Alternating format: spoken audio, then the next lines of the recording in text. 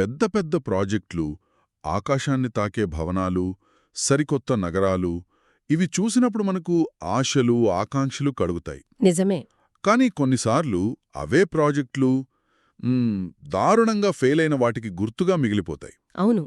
అద్భుతమైన నగరాలుగా మారాల్సినవి చివరికి ఎవ్వరూ ఉండని దెయ్యాల నగరాలుగా మారిపోతాయి.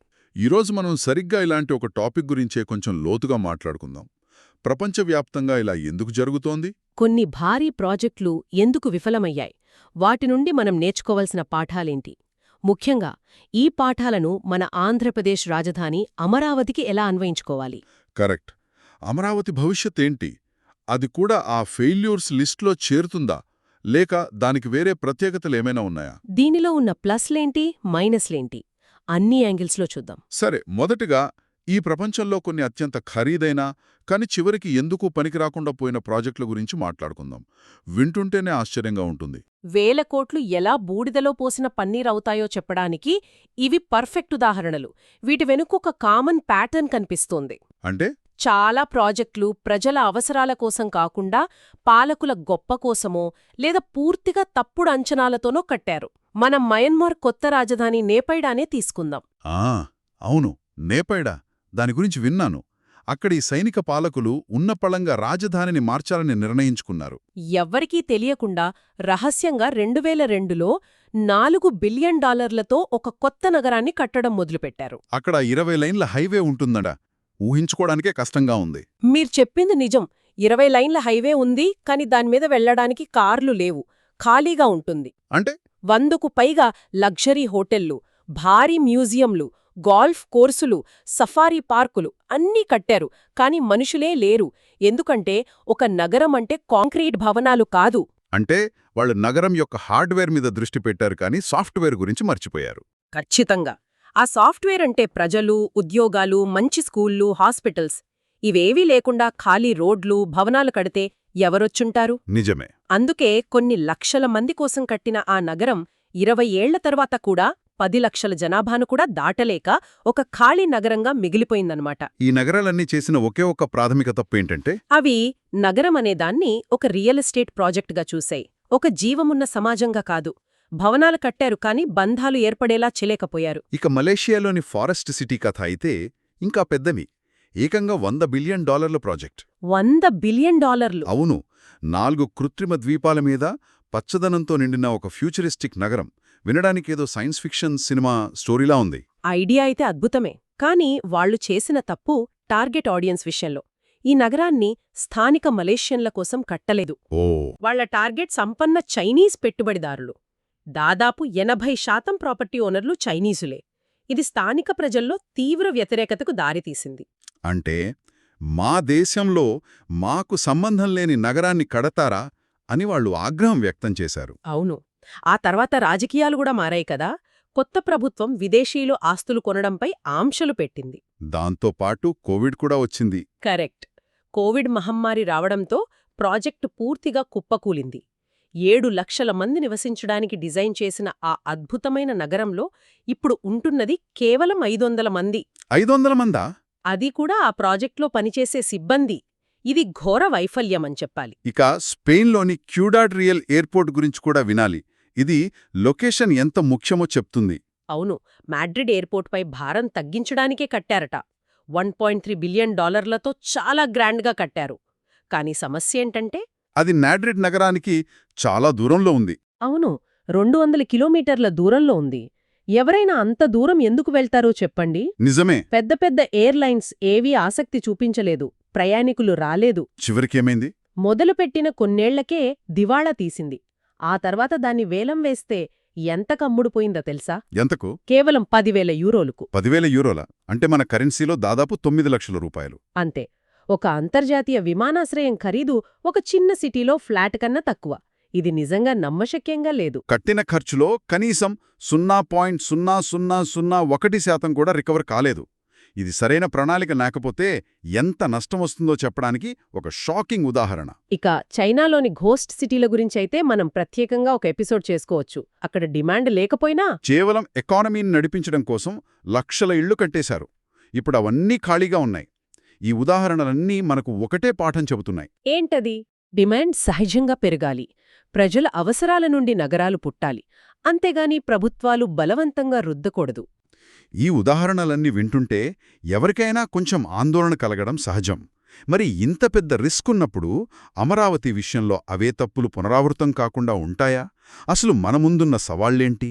ఇది చాలా ముఖ్యమైన ప్రశ్న. అమరావతి విషయంలో రెండు బలమైన, పూర్తి భిన్నమైన వాదనలున్నాయి. ముందుగా విమర్శకులు ఏం చెబుతున్నారో, అంటే సవాళ్లేంటో చూద్దాం. మొదటి విమర్శ అమరావతి ఒక టాప్ డౌన్ ప్రాజెక్ట్ అని, అంటే ప్రజల అవసరాల నుండి కాకుండా కేవలం పాలకుల ఆలోచనల నుండి పుట్టింది అనంటున్నారు. అవును, దానికి మన దేశంలోనే ఉదాహరణలు చూపిస్తున్నారు. ఛత్తీస్గఢ్ రాజధాని నయా రాయ్పూర్ కట్టి 2 దశాబ్దాలు దాటింది. అయినా ఇప్పటికీ అక్కడి జనాభా చాలా తక్కువ, కేవలం 64,000. అలాగే గుజరాత్ రాజధాని గాంధీనగర్ కట్టి 60 ఏళ్లు దాటినా జనాభా 2 లక్షల లోపే ఉంది. దశాబ్దాలు గడిచినా ఈ నగరాలు ప్రజలను ఆకర్షించలేకపోయినప్పుడు అమరావతి విజయం సాధిస్తుందని గ్యారంటీ ఏంటి అనేది వారి ప్రశ్న. కరెక్ట్. మరో పెద్ద ఆందోళన అప్పులు. ఇందాక మనం చెప్పుకున్నట్టు ఈజిప్టు కొత్త రాజధాని కట్టడానికి విపరీతంగా అప్పులు చేసి ఇప్పుడు తీవ్ర ఆర్థిక సంక్షోభంలో ఉంది కదా. 9 ఏళ్లల్లో ఆ దేశ అప్పు 4 రెట్లు పెరిగింది. అమరావతి కోసం చేసే అప్పులు కూడా రాష్ట్రంపై పెనుభారం మోపవచ్చని కొందరు ఆందోళన వ్యక్తం చేస్తున్నారు. దీనికి తోడు పర్యావరణ సమస్యలు కూడా ఉన్నాయి. అవును, రాజధాని కోసం సారవంతమైన 3 పంటలు పండే వ్యవసాయ భూములను తీసుకోవడంపై తీవ్ర విమర్శలు వచ్చాయి.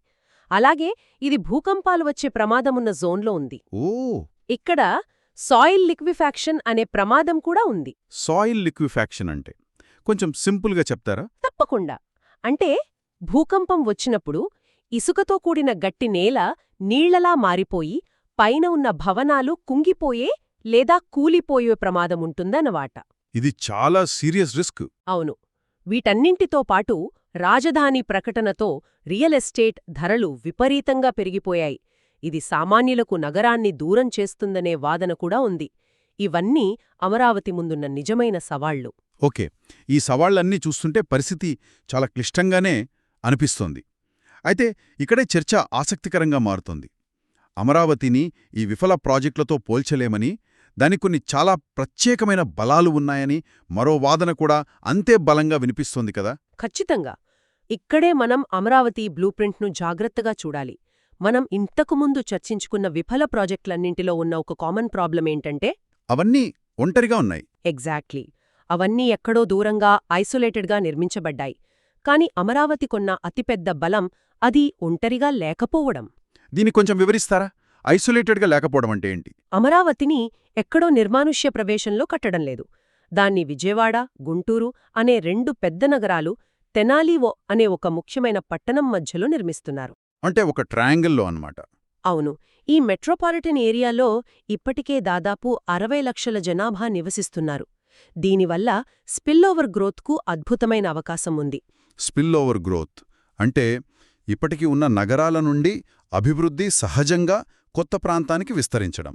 ఒక రకంగా ఇది పూర్తిగా కొత్త నగరం కట్టడంలా కాకుండా ఉన్న నగరాల సమూహాన్ని విస్తరించడం లాంటిదా? సరిగ్గా చెప్పారు.